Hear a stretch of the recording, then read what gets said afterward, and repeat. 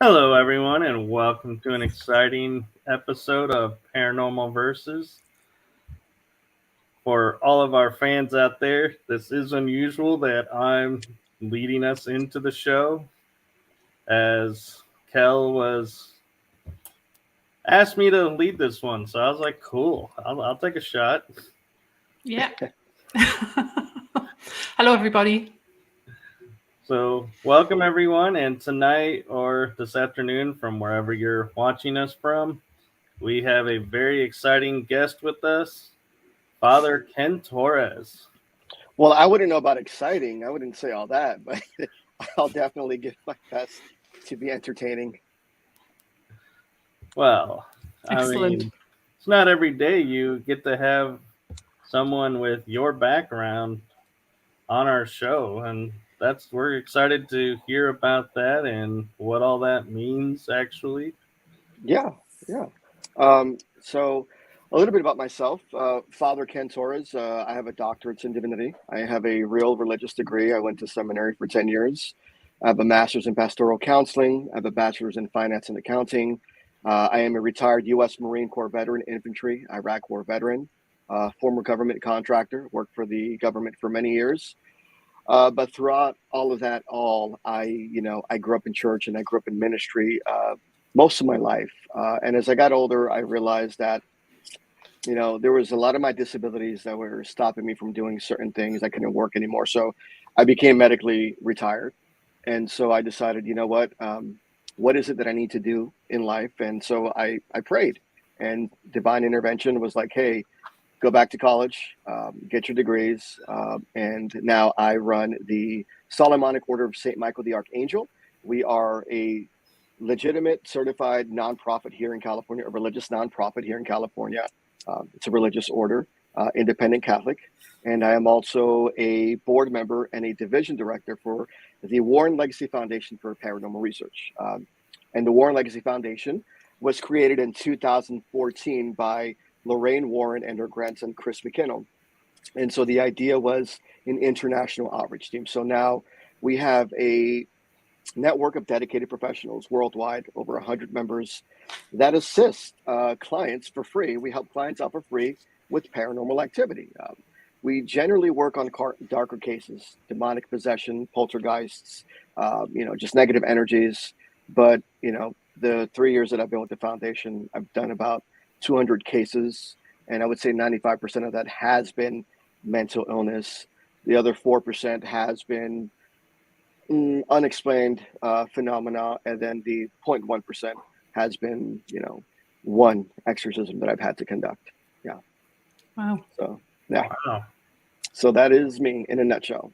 How do you have to do all of that? Well, I manage my time wisely. I wake up in the morning, I check my emails. The good thing about being a director now, being a leader, is I have other team members that, are qualified to handle cases. So my job is essentially, when these cases come in, I pick the team who I think best suits that profile, and they work the cases and they report back to me. Most of the times I will sit on the cases, but I've got a really good team that I trust. And so, yeah, it just makes it a little easier with the day-to-day operations. And then I also do chaplaincy. So while my guys are working on their chaplaincy, when my guys are working on their cases, I do the chaplaincy as well at home, pastoral counseling. So, yeah, I don't know how I do it. It's a miracle, but I'm grateful every day that I get the opportunity to help people in their life in a spiritual manner as well. So, one question I have for you that I think is rather unique is you were formerly an infantryman. Do you bring Correct. any of that into your paranormal studies or Yeah, cases? for me, an infantryman, grunt, I can't really bring explosives and things that go boom into the cases, but uh, my background with the military and the government has given me a unique ability to be able to profile people, be able to tell when they're lying, being able to detect certain things within their pattern behavior. Kind of just like if they're going to jump or if they're going to lunge at me, that type of stuff. It's a certain trait. It just gives me an upper hand, and I'm able to read people. That's the word. I'm able to read people a little more better. Not in a psychic sense, but I can study their behavior and tell whether or not, this person is lying, this person is being truthful, this person's going to, run right now, so, yeah. Wow, that's a good skill to have. Yeah. So you mentioned being part of the Solomic Order of St.Michael the Archangel. Can you explain Correct. what exactly that is for those of us who may not be aware? So the Solomonic Order of St. Michael the Archangel is a religious order. It is also a registered nonprofit here in California. We are an independent Catholic religious order, meaning we are not affiliated with the Vatican. As a matter of fact, we are excommunicated with the Vatican because we don't support their child abuse, their child molestation. And we also believe that our priests should be married. If the priests were married, according to the Holy See, then we would have less problems with that. Also, I am a big fan of loving other people. So I don't care what your sexual preference is. I don't care who you worship. I don't care who you love. If you want mass, if you want communion, if you want a prayer, if you want baptism, I'm going to do it, whether or not that's according to the canon law. I'm going to do it because I believe everyone. I believe honestly we're all children of the Creator, and everyone has that right to be able to receive that sacrament of the Eucharist, the sacrament of blessing. As a matter of fact, our order, which was founded by now passed away Archbishop Vendega, he was a Catholic priest, and he was excommunicated from the Vatican because he stood up against the sexual molestation, and they excommunicated him. Same thing with my former prior general, Archbishop Matthew Rawcliffe. He's now retired of the cloth. He's our consultant. He also was a Catholic priest, and he tried standing up against the sexual misconduct of the church, and he also was miscommunicated. So what we have done is we are following an independent Catholic movement that is, you can see worldwide now that we are not part of the Vatican. We are recognized by them because of apostolic succession, and because we follow the Council of the Nicene Creed, but we also do the Council of Trent. So we do the old Latin Mass as well. Oh, wow. Yeah. So what brought St. Michael as your guys' saint of choice to follow? Well, when I came into the order, that was already the patron saint of, and so I decided to keep that tradition because Archbishop Vendega passed away, and there was apostolic succession, and he wanted us to keep the order the same. St. Michael the Archangel is one of the most powerful angels out there when it comes to the supernatural, when it comes to fighting evil, when it comes to fighting demonic entities. So that is our patron saint because of what he symbolizes. He was the one that cast Lucifer out of hell. And so we believe that St. Michael the Archangel is just, befitting for the work that we do. Yeah, that's what it sounds like to me. I couldn't think of a better one. Yeah, I mean, we've thought about like other names, but the truth is, it just fits right. Unfortunately, I am an exorcist, and there's nothing good about that. I didn't want to be one, but I was tapped to be it by my old predecessors. And so I personally felt St. Michael the Archangel protect me during my rituals of exorcism. And I constantly feel, not only that, but Mother Mary, Jesus Christ, all around me. But just I have a connection with St. Michael the Archangel because he is a warrior, and I'm a warrior myself. And so was, former Archbishop Matthew Rawcliffe. He is a veteran as well, too. Okay, and last question about this, I promise. Then we'll switch sides to another thing. It's all right. Solomic, so that means following King Solomon's wisdom, correct? Well, that's an interesting question that I don't know the answer to. I've never even looked that up. I do know that it has to do with something along those lines, but from what I remember, what I was told, it's that was just a name that was available to us, and so the Solomonic part is supposed to be initially the correlation to the Knights Templar.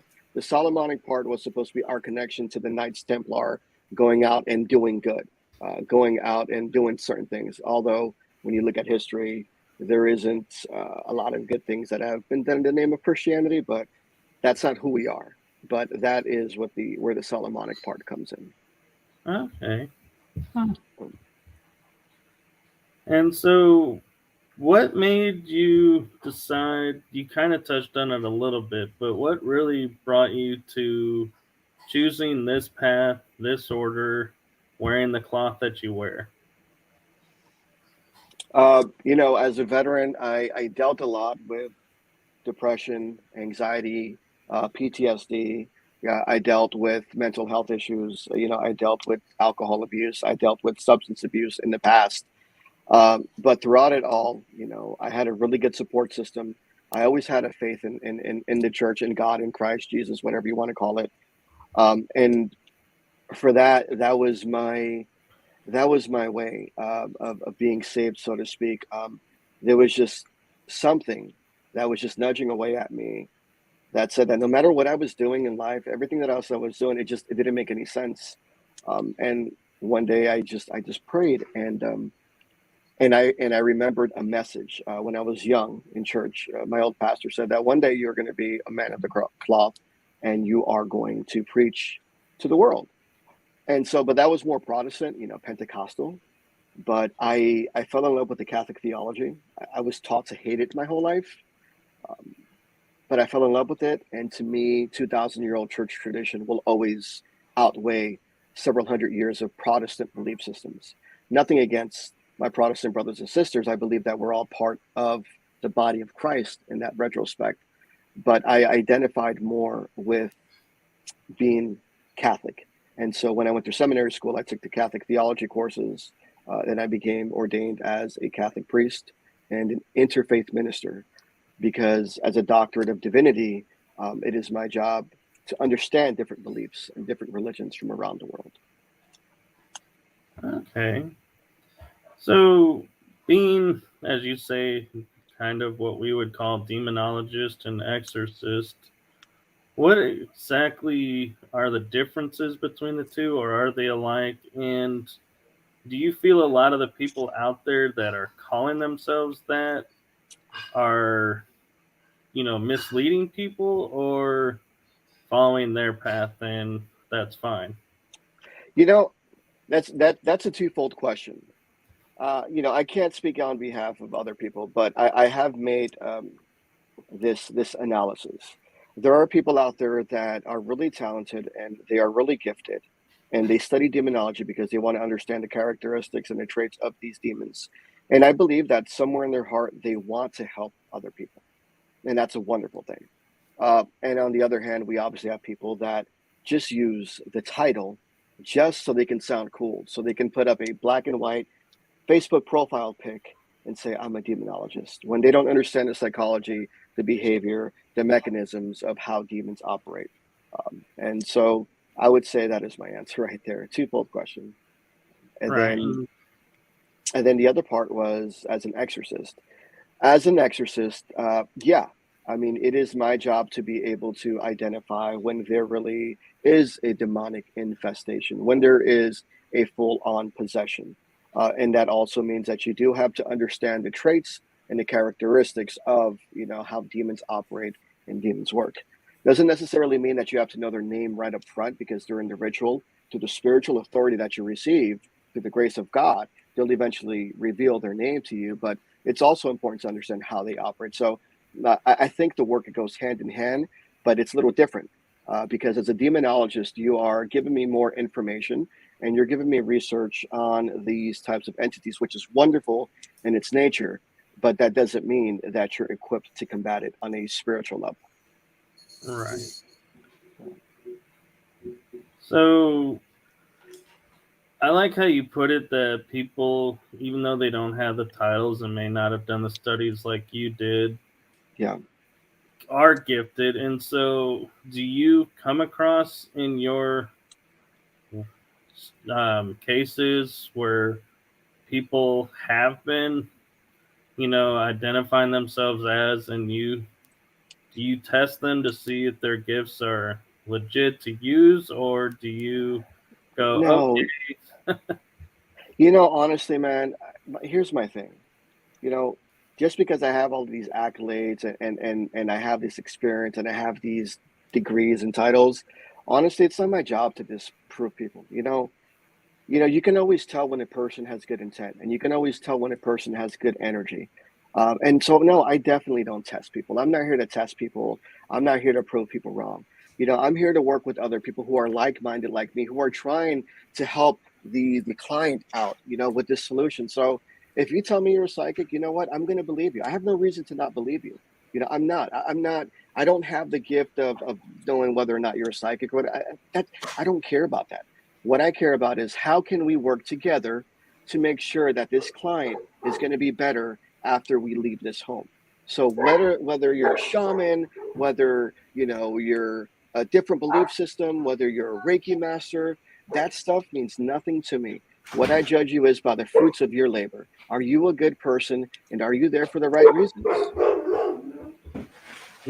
being someone like from my background, I could appreciate that because I Yeah. feel like a lot of times in the paranormal field, people are like, well, you don't have this background, so yeah, we're going to discount you and we're going to go do this. So I appreciate that you are willing to work with Yeah. people and take them at their word and, Yeah. accept them as they are. And Scott brings up a good point.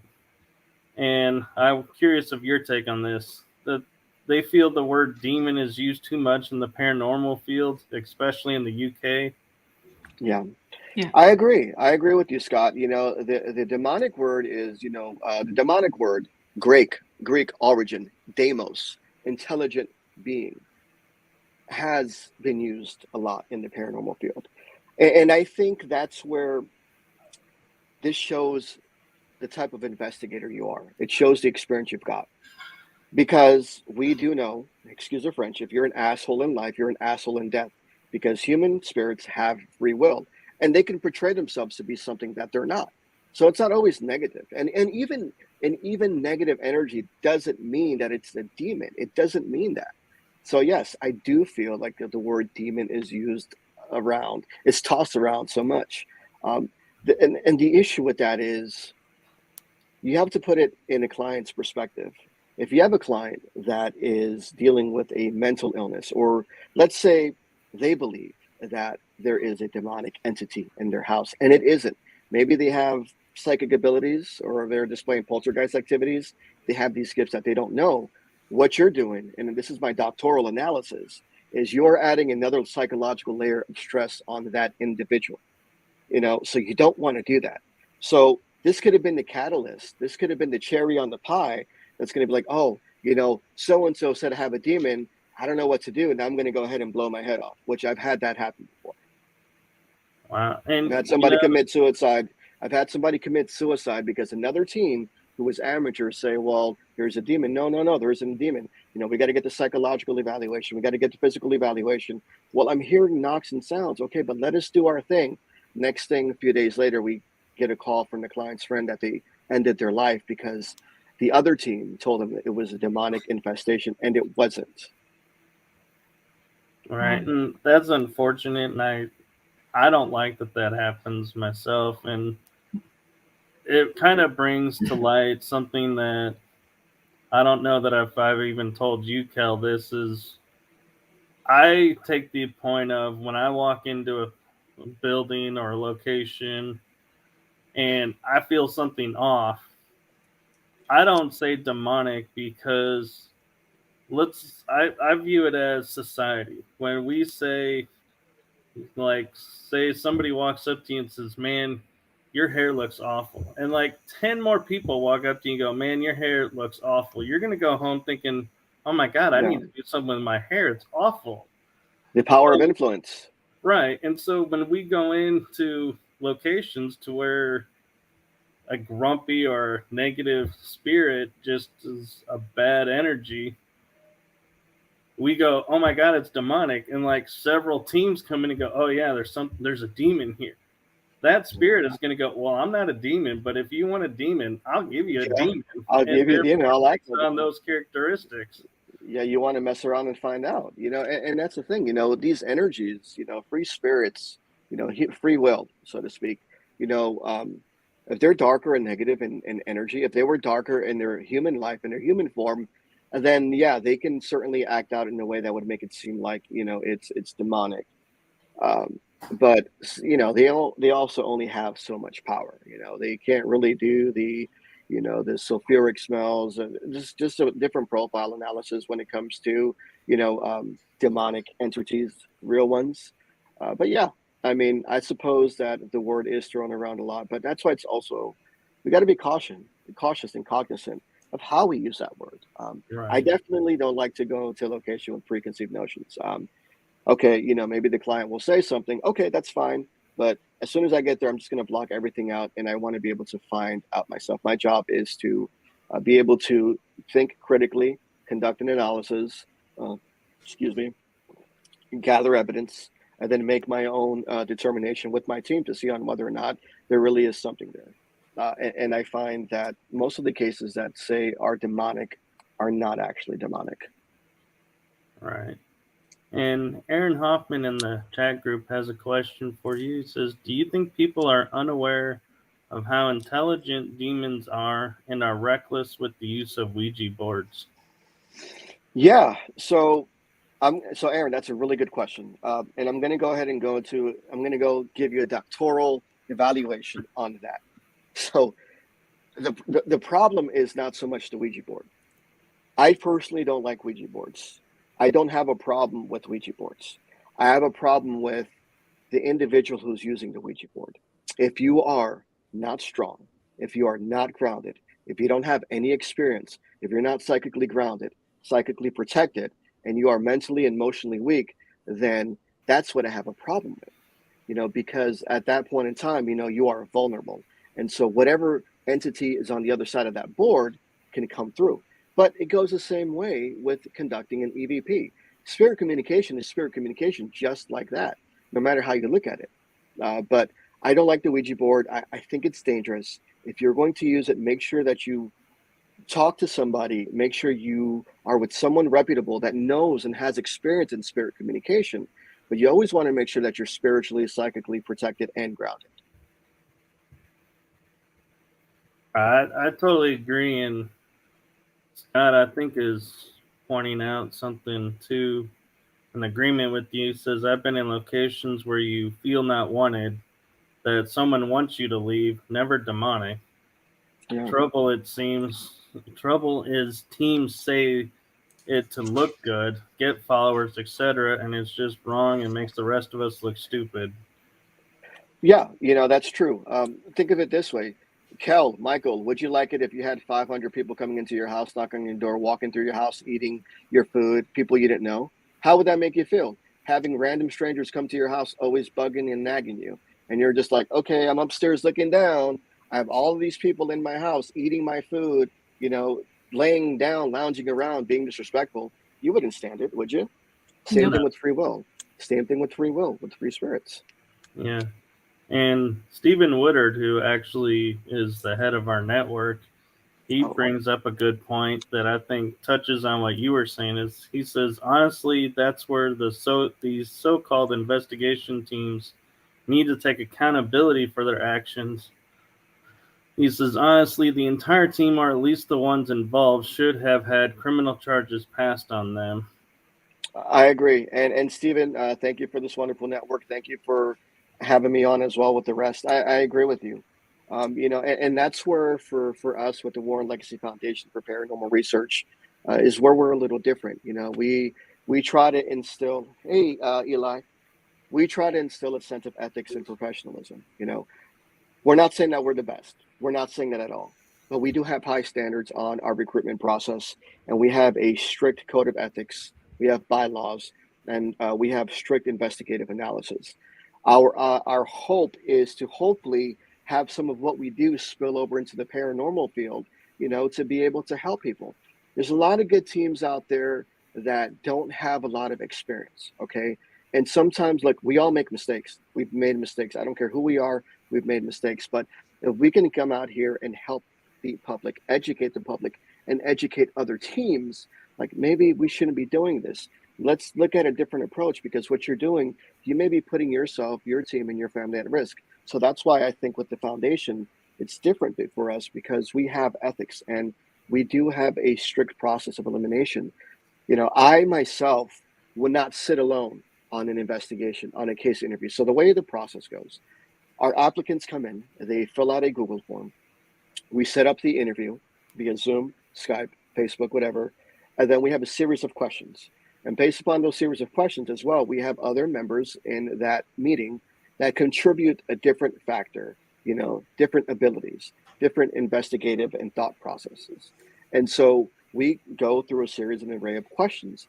And I have found that most of our cases, our intake cases that are allegedly paranormal activity, 90 to 95% of them have been resolved on that call, because we've asked the questions. We've done the rational assessment. Okay, well, have you done this? Have you done that? And most of our intake interviews last about 2 to 3 hours. We go very in detail.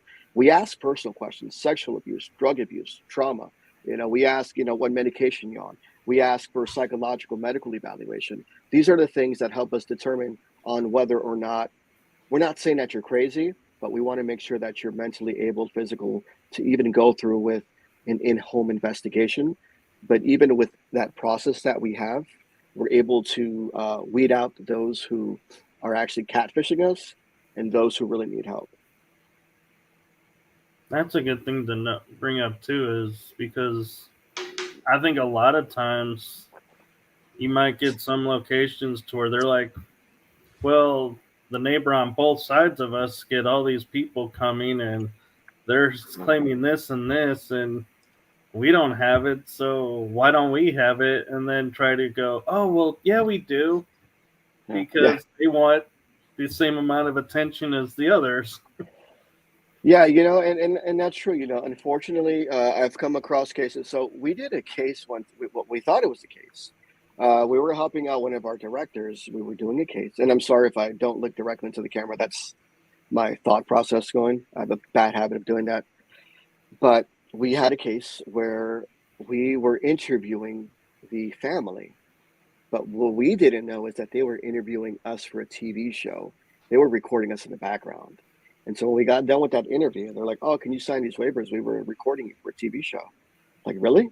So you put your 13-year-old daughter through that whole embarrassing situation, asking us about these questions. We asked about trauma, physical abuse. You subjected your daughter to that abuse, right?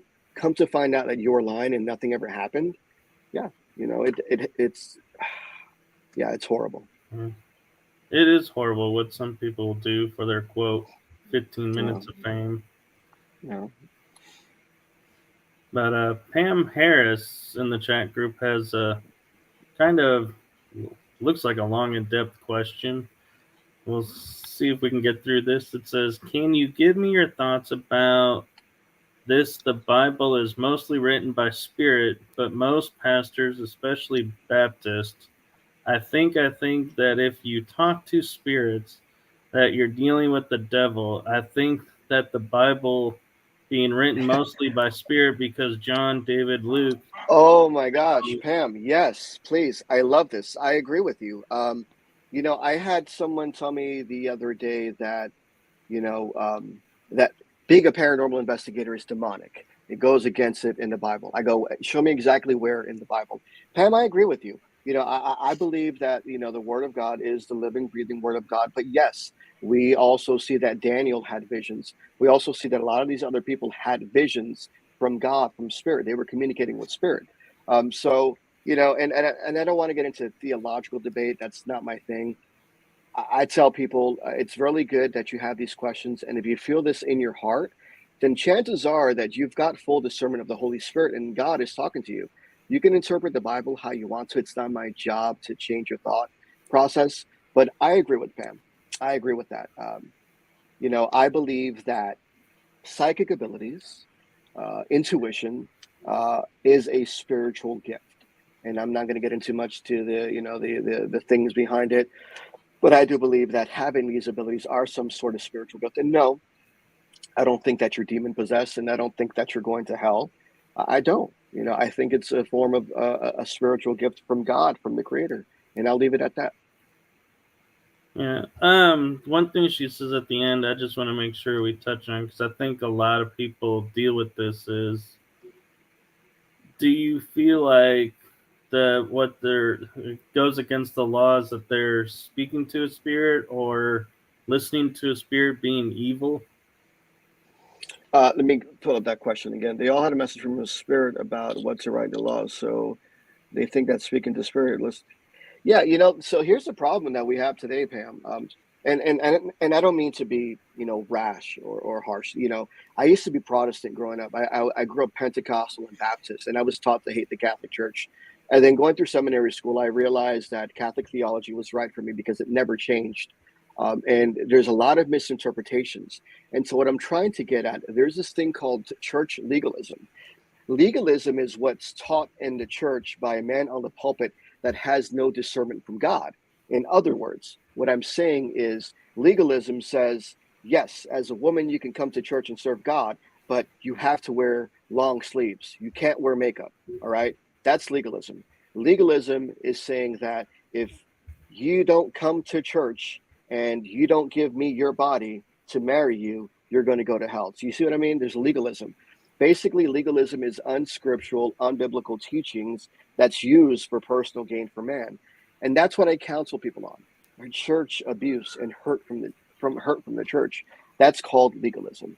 Legalism, yeah, it's unfortunately there's that fine line between legalism and actual biblical teachings.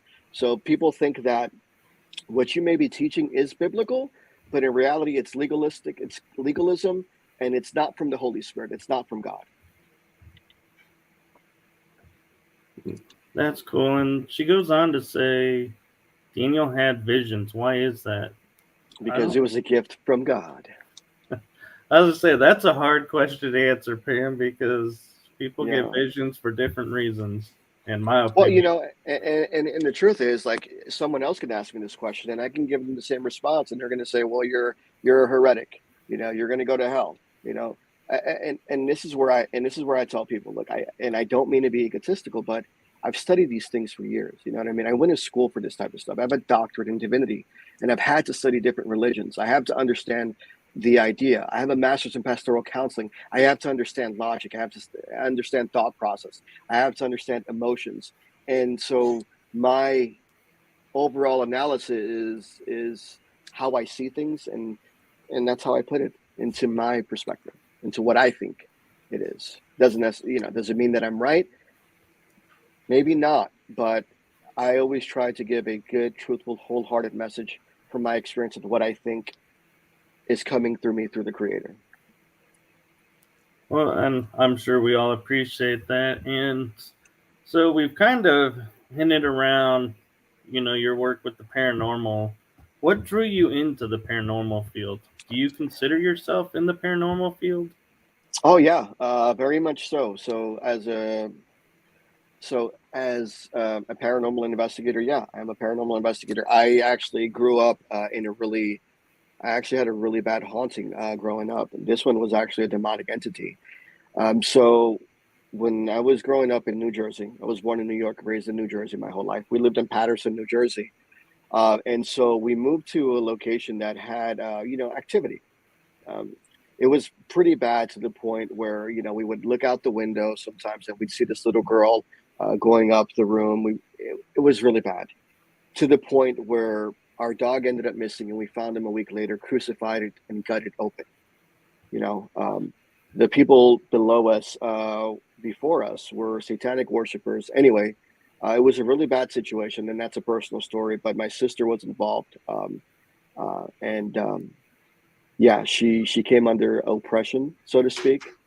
But by the time we got done with that situation, we moved out. We realized that the people that lived there before us, we found pictures of naked children in dirty underwear.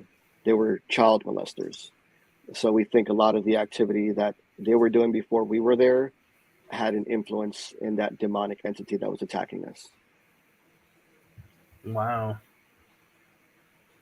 And so, what do you feel that kind of does that taint your, so to speak, or create a bias of when you're going into cases, somewhat of your history, or do you have a trick of separating?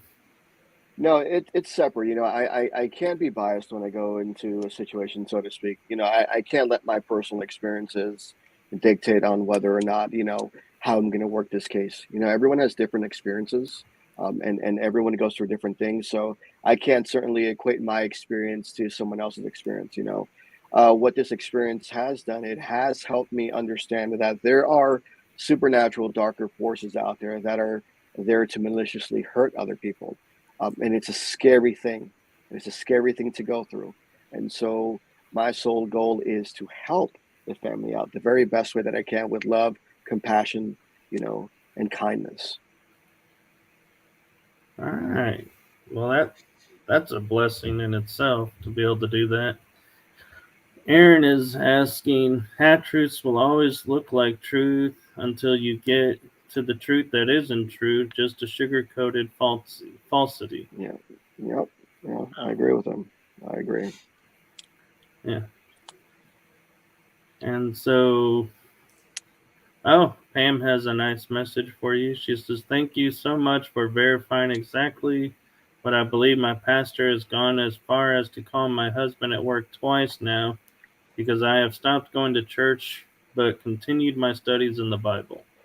You know what? I'm proud of you, that decision. It's really hard. Clergy are supposed to be understanding and loving. And just because the clergy may not agree with it, there are other ways and avenues of approach to talk to, your parishioner about it. Help me understand what you're thinking. It's not just, well, because I'm saying this, it's wrong. No, and I encourage every person who is a believer of Christ, go out there, study scripture, go to church, do the best that you can, but also get your own understanding. Because what's happened, and this is why there's a lot of church extremism. That's why there's a lot of extremism in church, extremism in Christianity, is that people will go to church and they will listen to a man on the pulpit, but they won't even do any research. They won't even read the Bible themselves. And everything that person feeds them, they'll believe it. And so they'll go walking around like a zombie because, well, my pastor said this, and now this is how I have to think. No, do your own research. All right. So Eli has brought up a question that we've somewhat answered, but I'm going to ask it and I'm going to put a little twist on it, if that's okay, Eli. Do you think God gives psychic visions or is it gifts? And my twist to that is, when you're working with people and you start to see them reacting differently, do you go in and say, okay, well, this is your gift, so you're doing your thing? Or do you say, okay, I don't know what you're doing, but I think you've been compromised. You need to step out and we need to look at what your gift is and if this is a gift or what's going on here? Once again, I don't ever question the psychic. I think these are gifts. Now, what I'm looking for is, if that psychic that I'm working with, if they're feeling sick or ill, then I'll say, hey, you know what? Maybe we should go outside, get some fresh air. Uh, but that's as far as I'll go. I'm not going to sit here and say, well, you've been compromised. I don't know those things because I'm not a mind reader. That's not my job. I believe we all have our own specific gift and specific ability. Now, I will always look out for the well-being of my team and, especially my psychic. If my psychic says, hey, Padre, I'm not feeling too well, this energy that's coming through is not so well. Okay, cool. Let's take a break. Let's take a pause. Let's go back outside and let's get some fresh air. And then we'll reconvene. Safety is always important to me. Right. I'm just meaning because when you're in some locations, like I may start talking a little differently and start moving from room to room a little differently, and it's out of character. And so the people that I investigate with will pull me out and say, look, are you okay? I think you need to ground. And I think that's where I was going with my question to you is, oh yeah, I mean, if it's like If it's like erratic behavior, you mean? Like if it's Right. erratic behavior, yeah, if it's erratic behavior, you can normally kind of just see that it's erratic behavior. But sometimes, I've learned too from my experience, sometimes you just have to let the person with the ability to do the work. Sometimes that energy that's manifesting through them, that's how they're conducting their work. And I certainly don't want to intervene when that psychic medium is conducting their work. I don't want to break that connection abruptly because that can also have dire consequences. It's like when someone is sleepwalking and you yell out their name really quick, you know, they say that you can have a heart attack or potentially, die. So I'll be there. I'll be observant. If I see that you're walking into any physical risks, I'll try to guide you out the way and protect you. But I will always let you work. I will always let the individual work their way. But if it's erratic behavior and it's going to start turning into something destructive or dangerous, then maybe pull them out of it and say, hey, you know what? Let's go outside and get some fresh air. Because at that time, that individual is a conduit, and people react differently when they are being used as a conduit for energy. I'm so glad you brought that up, and I was kind of not sure how to word that because it's something being a channel that sometimes I deal with being the conduit, and people don't understand the impact that could have. So thank you for bringing that up and wording it in that way. You're welcome, and that's why it's important, for people to understand. That's why you've got to be experienced in this field. That's why it's always good to have a good relationship with your psychic, with your medium, with your team members. You get to know them. You get to know how they work. You get to know how they operate. And that's always important. You have to understand the dynamics of the team. If you don't, then unfortunately, it's not going to be a good dynamic at all. Right. So Aaron has a interesting question for you. He says the Bible has references of spiritual entities that are neither good or evil, just serving a purpose. Is it possible to encounter these in paranormal investigations? I suppose it is. I've never encountered. Well, I mean, I would say like a neutral spirit. I would say more that's like a human spirit. Uh, it just all depends what you believe in. But I surmise that it's possible to encounter these things. I mean, the only thing I've really encountered is just like a human spirits being afraid to cross over. Obviously, I've done 3 documented exorcisms. But other than that, it's a learning experience. And that's what I tell people. I don't know everything. I don't have all the answers. Is it possible? Sure. But I've never encountered it. Okay. And we kind of have touched on this a couple of times, but I want to be clear because I think this is an important thing for paranormal investigators to keep an eye on. Does mental health play a factor in the paranormal claims and experiences? It absolutely does. Mental health is an important factor when it comes to paranormal investigations. It works. There's a duality to that as well. There's a study by psychologists that show that most paranormal investigators are investigating because they have suffered a traumatic event, and that's how they want to express their grief. Also, with that being said, mental health is important because you want to be able to make sure that you are mentally safe and mentally prepared to go into any situation that you might be able to encounter, which is why we say, like in the military, get your affairs in order. If you're feeling depressed, if you're feeling anxious, if you're feeling tired, if you're exhausted, if you had a really bad argument with your spouse, with your partner, it's probably not wise to do an investigation that night. It's probably not wise to do an interview because your mental health can have an effect on you. Look, not every spirit is negative, but at the same time, why would you want to open yourself and be mentally, emotionally weak? Not only that, though, your emotions, play a big factor in it. You want to be able to make sure that you're there to give your client the very best of yourself. And if you're not at 100%, you have to be able to realize, you know what, Padre Ken, I'm not 100% today. I'm feeling depressed and sad. I'm going to have to step away. Not a problem. I can respect that.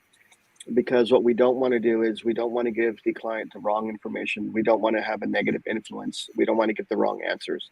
It's all about, being as honest as possible. And that means being honest within ourselves. Right. And that brings up a good point because I feel like there's a lot of times when paranormal investigators are not at their peak, not at their best, but they feel like I still got to do this because the client needs me. And so they'll start to put their needs ahead of theirs. Yeah. And that's a very noble thing to do, and I've certainly done that myself. There's been times when I'm not feeling good. But sometimes you just have to know when to say and let the client know, hey, you know what, I'm not feeling good right now. At the moment, I'm a little under the weather.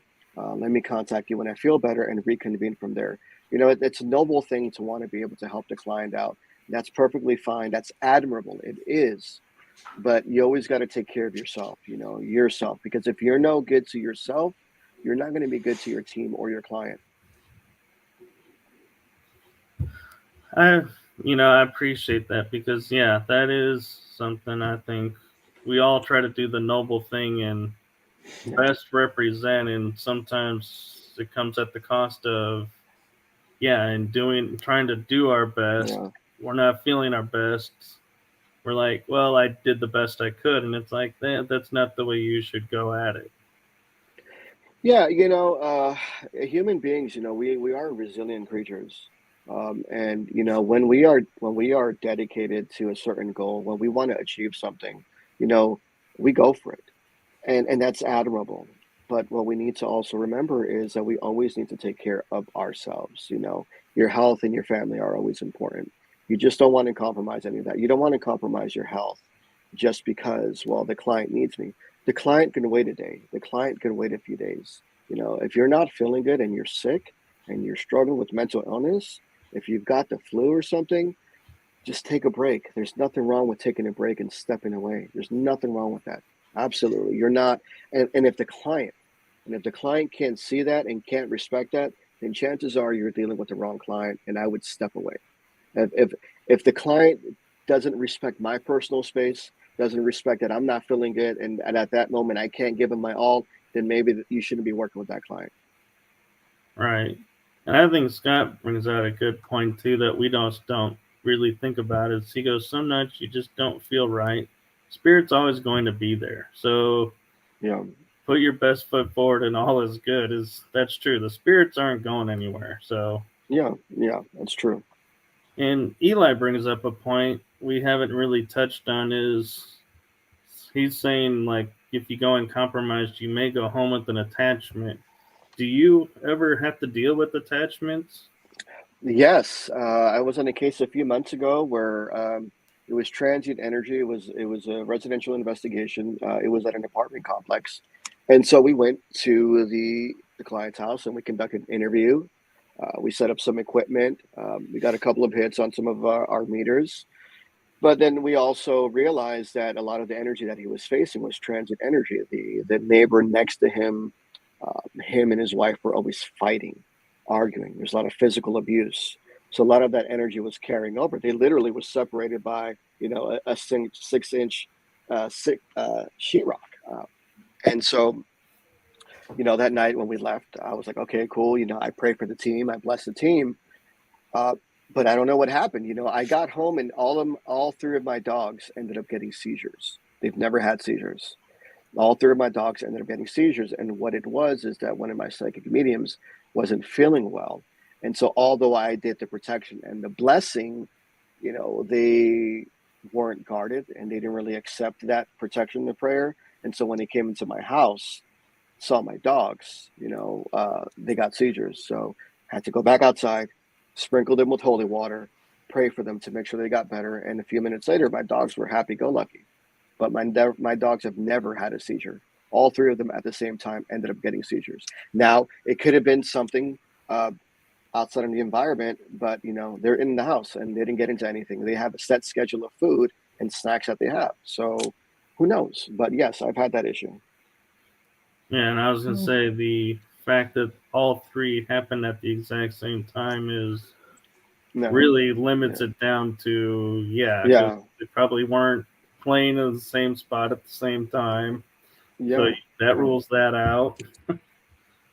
Well, to come home and then go see my dogs and they get excited and all of a sudden they see me and then they all start shaking and they start seizing up and vomiting.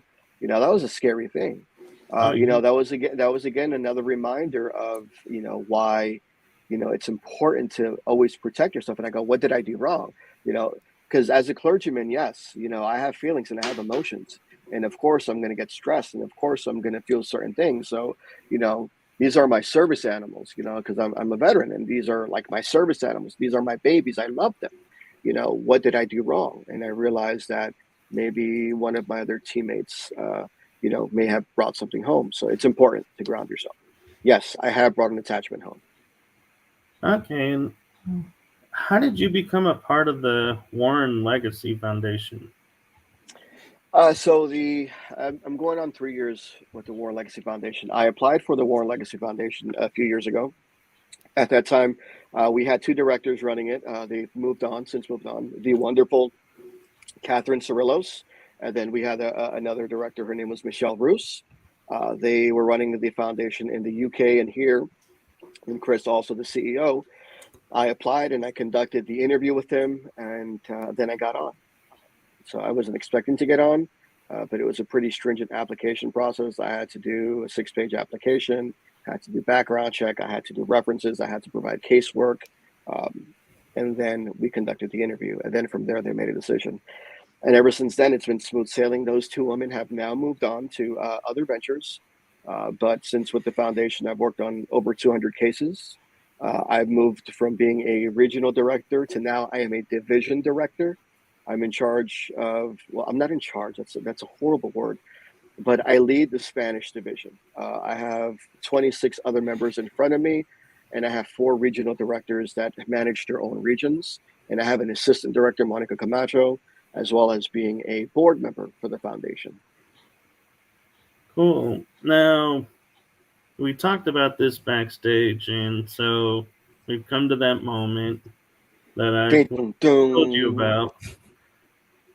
So, what are your feelings about how people are now starting to come out of the woodworks since Lorraine has passed away and saying, oh, all their casework was faked. They just did it for publicity and to sell books? To that I say, you're entitled to your opinion, and that's perfectly fine that you think that. What I don't like is talking ill will of the dead. Lorraine has passed on, Ed has passed on. Obviously, Lorraine created this foundation that I work for. And so I don't care what people think. I really don't. The truth is, whether or not you like the Warrens, they had left a lasting impact in the paranormal field, and everybody wants to be like the Warrens. Everyone has seen The Conjuring, The Nun, the Amityville Horror. So whether or not you like them, most people are in this field because of them, whether you want to admit it or not.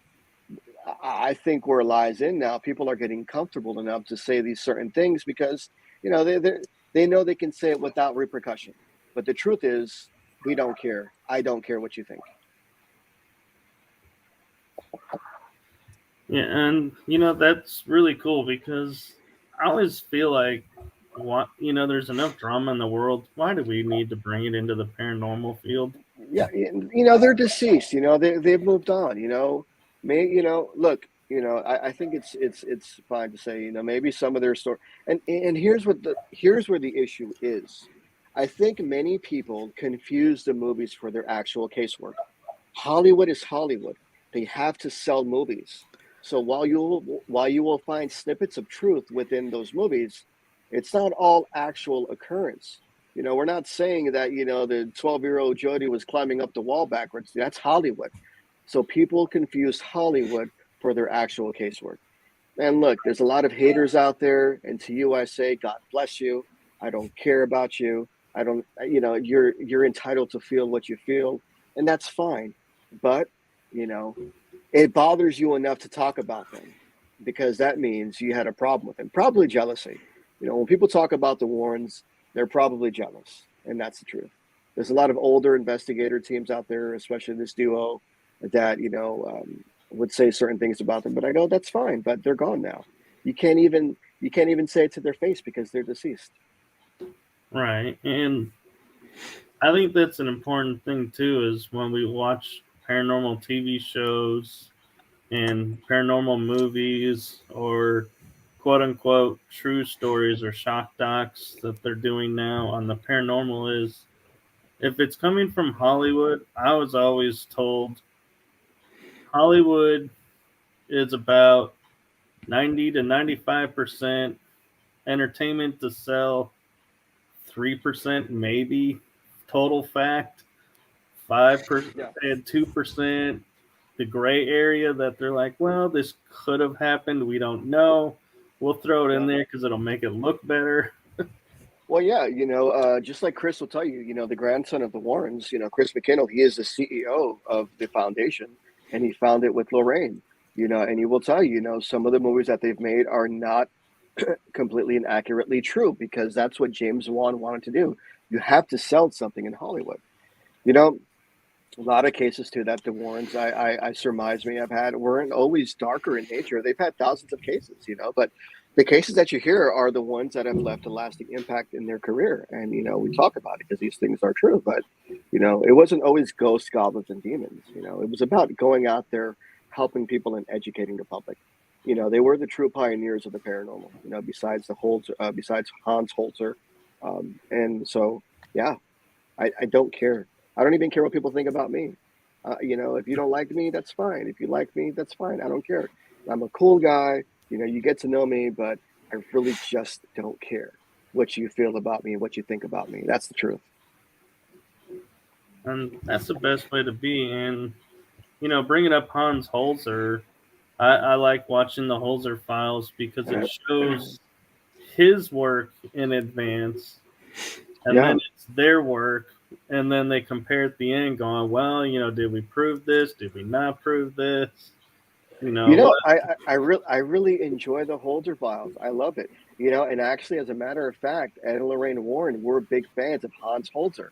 They actually had a few run-ins years ago. I mean, that's like paranormal greatness right there. I love, that obviously, methodology has changed, equipment has changed, but, we have detailed history and documentation of the unknown, the unexplained, way before any of us were born. And I think that's a beautiful thing to keep. I think record keeping is beautiful. And, you can take it with a grain of salt, but there's something to learn in everything. Right. So we're approaching our hour, and so before our hour is up, if people have concerns or want to get in touch with you for any paranormal questions or any questions about stuff they're experiencing, what's the best way to get a hold of you? So you can contact me on my Facebook profile. And if you're having a problem with the paranormal, you can go to warrenfiles.com, warrenfiles.com, and then go to contact us. And then somebody will be happy to reach out.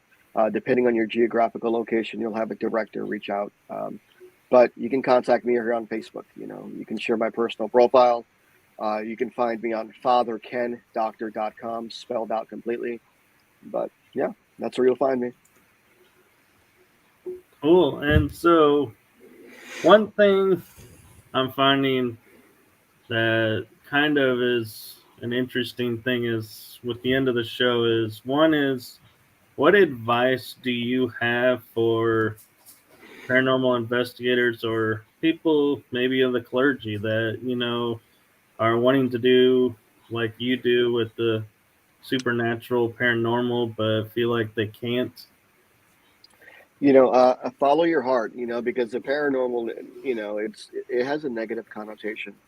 It has a negative connotation, but there's also a science behind it. Paranormal investigations is a science, whether or not you want to, it's a pseudoscience, but whether or not you want to believe it, that's the truth. Follow your heart, think critically, always ask questions, and don't settle for the first response that you get. Don't be satisfied. Yearn to learn more, thirst for knowledge, thirst for quest. Put yourself on a quest of enlightenment, and learn everything that you can.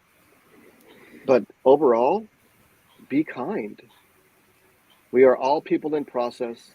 We all go through different seasons of our life, but be kind. Yeah, that's Ron Stokes. That's one of my deacons from my religious order. So yeah, be kind, everyone. Be kind. That's all that matters. You don't always have to agree on religion. You don't always have to agree on politics. You don't always have to agree on sexual preference. but you need to be kind to one another and be loving and understanding of one another. If anything, love is key, and that's my advice. So, Kell, any questions you got over there? I haven't really got any questions. Apart from, do you see a difference with the supernatural and paranormal? Like, do I see a difference? Yeah. Well, I mean, I believe in aliens, UFOs, chupacabra. I believe in all that stuff. I mean, the supernatural, the paranormal is, supernatural in its nature. So I would see them go hand in hand, to be honest with you. I think the supernatural and paranormal go hand in hand. I mean, these are just things that we can't explain. Yeah. Supernatural, yeah. It's also a good show. Yeah. Yeah, it was a good show. Yeah. I just want to say anyway, there's been a few comments why I've been so quiet. I've been a little bit unwell today, so I asked Michael beforehand if he could take over. And I just couldn't miss this because I really want to have this interview with Kenneth. So that's why I've been a bit quiet. I appreciate you having me on. Sorry if it was boring, but hell no. I'm more of an educator. I do that. Yeah. I do lectures. I'm all about education, and a lot of people may not agree with me, and that's okay. It's okay. But what's not okay is to be disrespectful. We can have a difference in opinions, and we can find a common ground. Definitely. Ken, I love the fact that you consider this whole hour was boring because we're like super excited. So what is excited to you? Like, God, I'm one now. I'm really curious of what would be an exciting. Well, no, sometimes I find myself repetitious and boring, and people are like, I don't really care. It's a man in the cloth, clergy speaking. He doesn't know anything, blah, blah, blah. But I'm glad you enjoyed it. I'm glad. I'm just self-critical of myself. It's the doctor in me that's going back on what maybe I should have said, but I'm pretty content with everything. I think honestly, this is a great platform, and what you're doing is wonderful, phenomenal. You guys had Dr. Heatherly Landon on a few days ago. I love her. She's my sister. She's also a board member for the foundation. I love that. And I definitely love the question that you asked her about self-possession. Self-possession in the sense of having enlightenment, being grounded, being protected, and being strong mentally and physically, so that these alien energies can't affect you. So that was a really good question on self-possession. Well, thank you. And we try to come up with questions that I hope you don't get asked a lot, because like you're saying, if we ask the same thing that several other people have asked, it does it's all right. The interviews going, the excitement's drowning because they're like, I already know what question's coming next, so I can tune out. No, I love talking. I love giving my advice and my opinion on what my representation of the paranormal is, my representation, my expression of my faith, and how I view things. It's always really good to get to know one another. Yeah. So my last question to you for the show is, what place or location that you haven't been to would you love to go and investigate, have a case? Now I'm going to put a twist on it, going international and in the U.S. Oh, you know what? I knew that was coming. Seems psychic here. Honestly, I'm 30 minutes away from Alcatraz, and I've never been there. I live in San Francisco, literally 30 minutes away. I think I'd want to go to Alcatraz because I've gone to the Winchester House. Internationally, wow. I think I just probably want to go to Scotland and enjoy the castles out there and see if I can encounter a banshee. Yes, that's what I want. Did I say it right? Banshee. Yeah. Oh my gosh. And then even Vladimir's castle, Dracula's castle. I'm actually sure banshees are Irish. I'm not 100% sure, but I'm sure they're. But no mind. But yeah, I know what you mean. I think that's a question for Barry Fitzgerald. Yeah. No, there's so many places to explore around the world. So what I plan on doing is, since I am the director of the Spanish region for the foundation, I actually have a goal, working on something, travel to different parts of the world and investigate and show people how the paranormal manifests itself according to their culture and to their religion. Because the paranormal manifests itself in different ways. Yeah. Yeah. I'm with you, Stephen. Yeah, right. I I'm don't trying even living like 2 minutes away from it. It's not that exciting. Hadrian, I don't even know what that is. What's Hadrian's Hadrian's Wall. Wall? Hadrian's Wall, the wall that Rome built to separate the Roman part of England from the, was it the Saxons The and Scots the and the Picts. Scots and the Picts? Oh, okay. Yeah. Never knew that. Yeah, it's 2,000 years of history, and it's like 200 yards up the road from where I live. And I still haven't investigated it yet. You know, America, we're babies. You know, we are babies. 1775? Ha, yeah, right, America. 1100s, 1000s, 1200s. Ooh, you get a break. Pam has a question for you, Kel. Would I go to a castle to investigate? I've been to quite a few castles. I actually nearly rented a house with a castle room in the garden. So, yeah, there's loads of them around here, the ruins. So half of them I didn't even know was here. So they're in abundance around here. So, yeah. So, actually, in listening to your where you wanted to go, a question popped in my head that, because you mentioned a spot that's like on my list, and I think it's on a lot of paranormal investigators' dream list, is Winchester. Oh, yes. What is that house really like, energy-wise, inside, and is it really as they say and portray it, or is it more like just a house? So, like the 4 or 5 times I've gone to the Winchester house, you know, I live an hour away. It's by San Jose. I've encountered like shadow figures out the corner of my eye, you know, some cold spots. You know, during the day, you're not going to get so much activity because you have a lot of group tours. But at night, that's when it starts popping off. And that's when you get the activity. EMF detectors going off, footsteps. But the thing with the Winchester Mystery House is you have to be careful because you end up walking around that house and you'll open a door and you'll actually fall to the second floor, you know, because Sarah made doors that led to nowhere. So, Wow. Right. Yeah. So, That's what's definitely your on my take- list too. Yeah. So, what's your take on the story of, was she really guided by the spirits to build the doors and the rooms the way they were, or do you think it was a mental condition that was misdiagnosed? No, you know, I would say, you know, for all intents and purposes, I don't think it was a mental illness. I think those were her convictions. You know, her family's gun won the West, you know, and basically, you know, she probably felt guilty. That was probably her response, her trauma response, you know, but she was spiritual. She conducted seances as well. So all of that stuff is true. There's a picture of her in the museum of her conducting seances as well. I believe her. I believe her.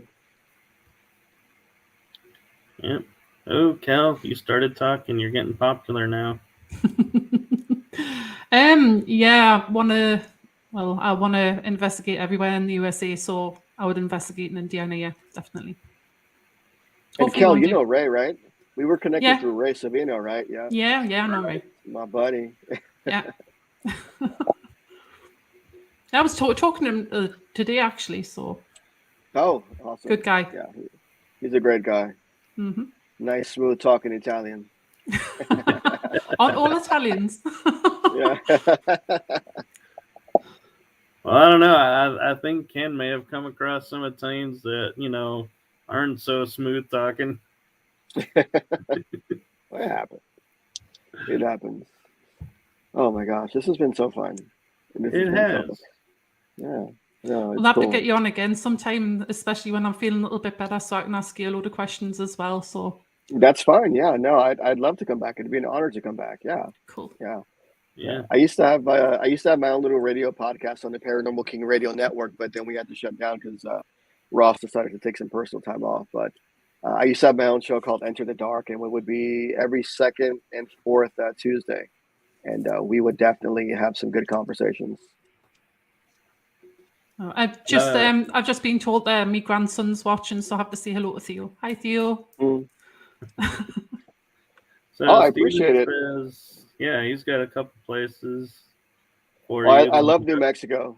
I was just in Santa Fe a few years ago, and Taos, New Mexico. Taos, yeah, Taos. I love it out there. I was doing an event for called Horses for Hero. It's an event for combat veterans, and they go and they do equine therapy and work with horses. I was there for a whole week. I loved New Mexico. I love it out there. Excellent. Yeah, New Mexico is really beautiful land. And unfortunately, especially Sedona, it's like a full day's drive to get there. Yeah, and I think there's this place in New Mexico called Sedona. I think that's where it's called. I think it's Sedona. Is I don't that know in if it's Sedona, Arizona? Is it Sedona, Arizona? Yeah. Sedona's in okay. Arizona. Okay, but I know it's nearby, and it's like this beautiful place. Yeah. What's up, man? Semper Fi. I was in the Marine Corps. Yeah, the program is called Horses for Hero, out there in New Mexico. Awesome.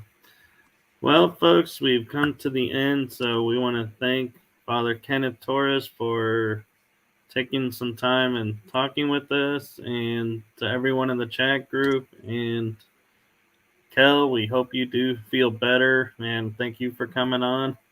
Thank you for hosting for us. For us. Thank you so much for having me on. Yeah. We've really enjoyed it. Yeah, it's been brilliant. It has, and since normally Kell's the one that sends it off, I will send it off in the style of the way I do on our show on Tuesday nights is, if you're going to go investigating this weekend, be safe and have fun. Good night, everyone. Bye. Good night. Good night.